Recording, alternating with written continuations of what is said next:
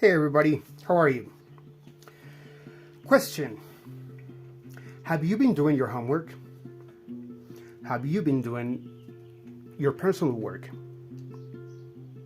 Have you been talking to your inner child? Do you know what your soul actually wants?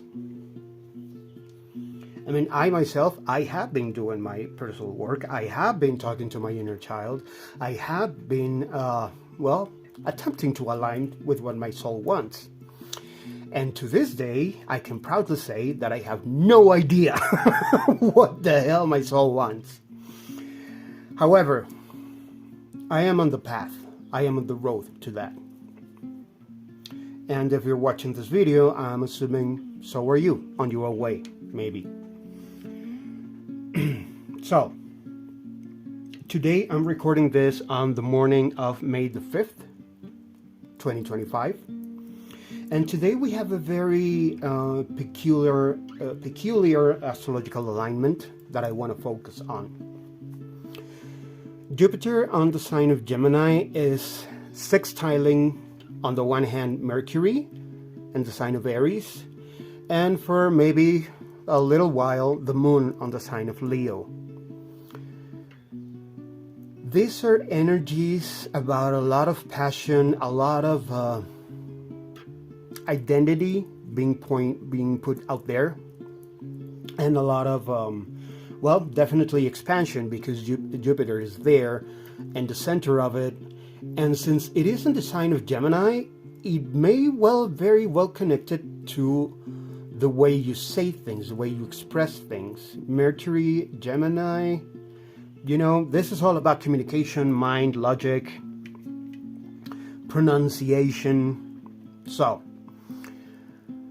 Leo and Aries are energies, one on its own, each one on its own way, but they're both about identity and the self, and how that is put out in the world. So, one thing to consider, to be careful about, is not to be impulsive. Aries and Gemini can be very impulsive energies. And on the other hand, is about being true to yourself, true to who you are and what you are. So, if, like me, you're still rediscovering what that is, or redefining what that is, that's okay. You don't need to have all your homework already completed, but you need to be on that mindset. Why? Because today's going to be a day that is going to be attracting a lot of things. With Jupiter, is going to be attracting a lot of things. It's a very magnetic energy. It's the energy of expansion and manifestation. So, you should at least know what no longer aligns with you, so that you can exclude that from your current frequency and not magnetize anything of the sort back into your life. All right? So, without further ado, let's go into the cards. Welcome, this is me, and this is Hebrew Tarot.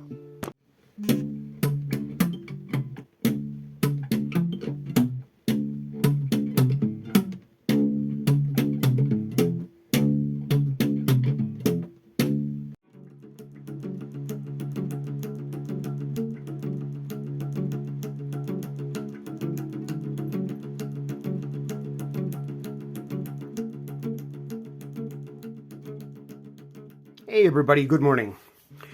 So, as you just saw in the shuffle, we got three very interesting cards playing for this week.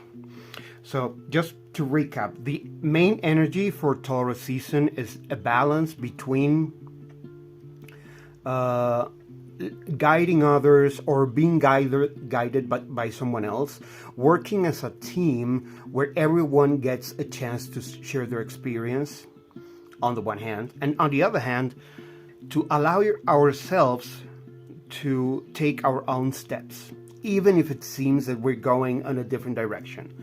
Allow ourselves to not necessarily attach to the established norm or to the expected way to go, The energy that we got from that was the Seven of Swords, which is Aquarius energy, which is by default going on your own way.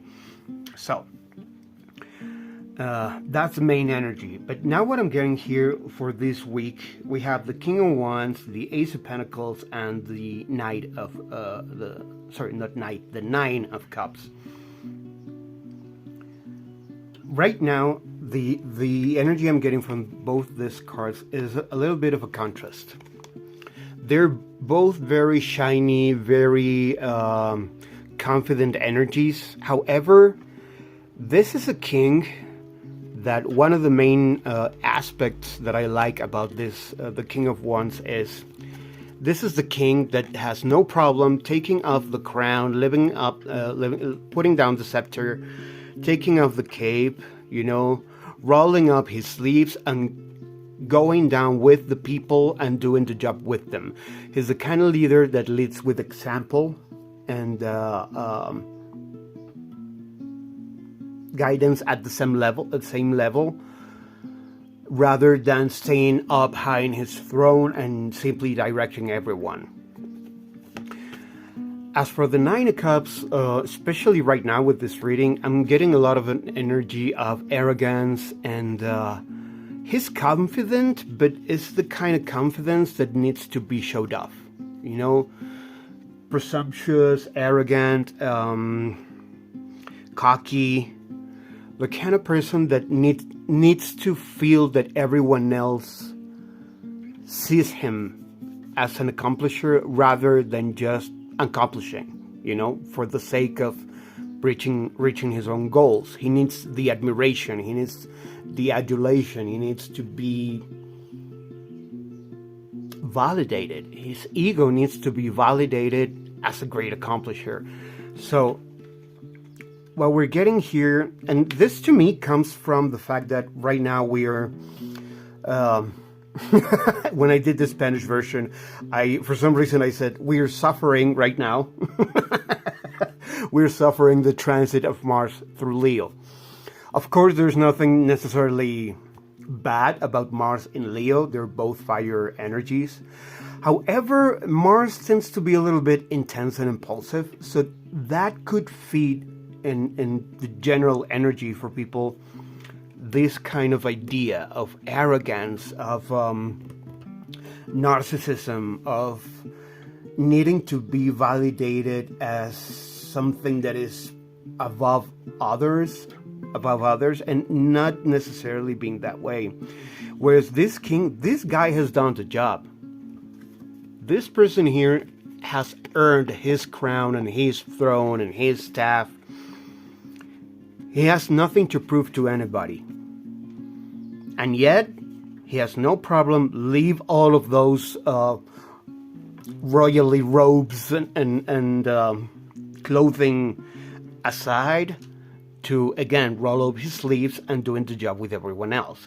So, what kind of energy are you willing to embody in order to cross this threshold?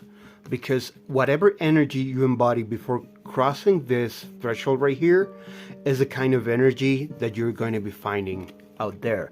So they're both fiery and shiny and very visible. However, I don't know, and I don't normally like to see the Nine of Cups as that, let's say, fake light, that cocky, arrogant, narcissistic kind of energy.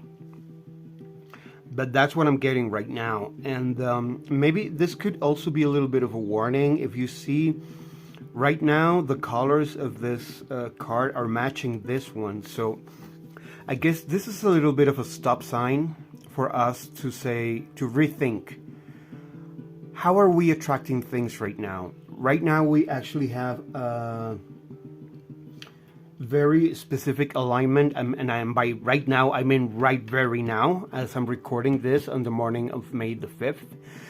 We have Jupiter in the sign of Gemini, sextiling on the one hand Mercury in Aries, and on the other hand the moon in the sign of Leo. Both the moon and Mercury in, for example, in Vedic astrology, both of them have a connection with the mind.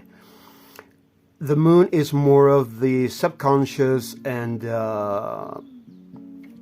let's say the memory, and for them the emotions reside in the mind, and that's what the moon represents. Whereas Mercury is your learning process, your communication process, is more like the logical external mind, the one that deals with the everyday world, the mind that learns and the mind that expresses knowledge.